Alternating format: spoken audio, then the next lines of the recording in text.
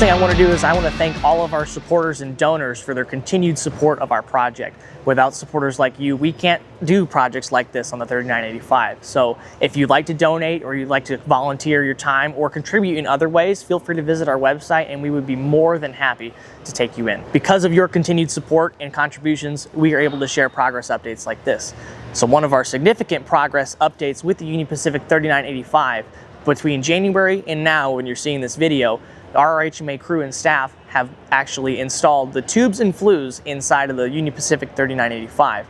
And so what the tubes and flues do is that it allows exhaust gases from the firebox to expel into the smoke box and is ejected out of the stack.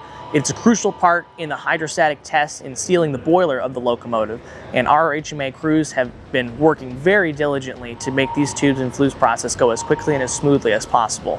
And so now we're happy to announce that the tubes and flues of 3985 have been installed and have been beaded over and seal welded successfully and are now prepped and ready for a hydrostatic test.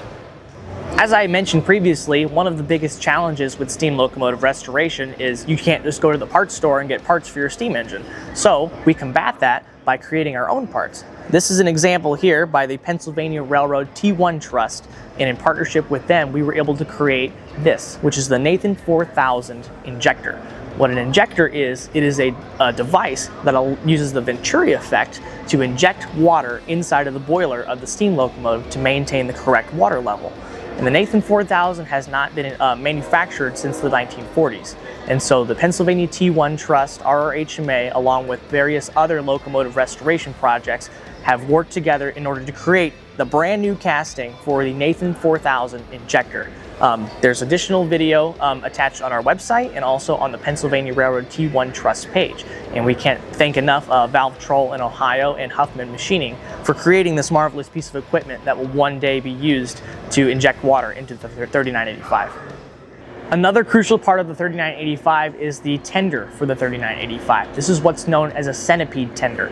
It's known for multiple axles across one frame with a wide range of lateral that allows it to navigate corners. They were built to go fast and to go straight across many, many miles of open terrain. And so this is the tender that is equipped behind 3985. And so our job is to rebuild it from the ground up.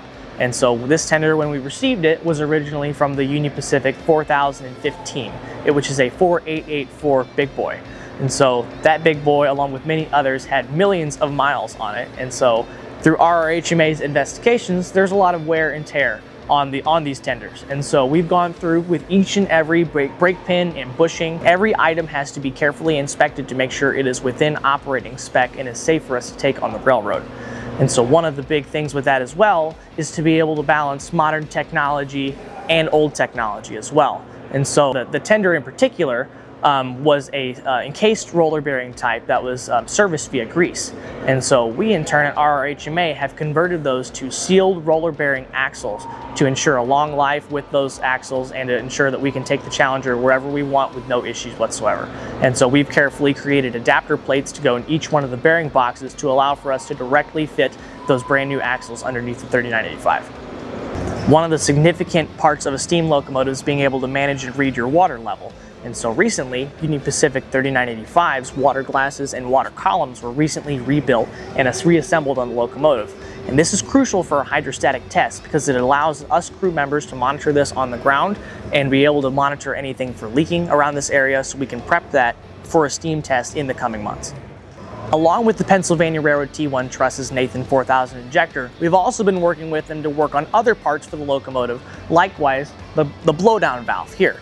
The Union Pacific 3985 is equipped with 5 blowdown valves, 2 air-powered ones on the rear end of the firebox, 2 manually controlled ones on the front end of the firebox, and 1 belly blowdown valve on the first course of the locomotive. And through expert machining and manufacturing and new castings by the Pennsylvania Railroad T1 project, RRHMA was able to acquire 5 brand new blowdown valves that are a 100% direct fit to the original that are now equipped on Union Pacific 3985.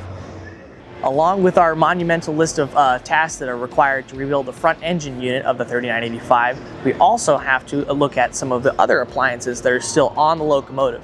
So this one in particular, this is called the Lateral centering device, and this was something that RRHMA staff recently got done rebuilding and reconstructing.